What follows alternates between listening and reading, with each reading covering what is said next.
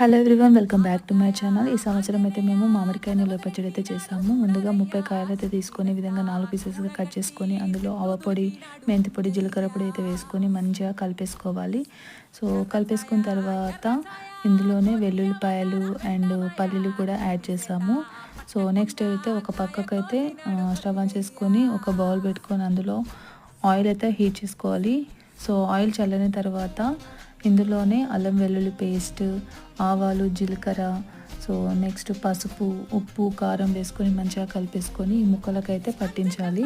So పట్టించిన తర్వాత ఒక డబ్బాలో అయితే స్టోర్ చేసుకోవచ్చు, గ్లాస్ జార్లో కూడా స్టోర్ చేసుకోవచ్చు.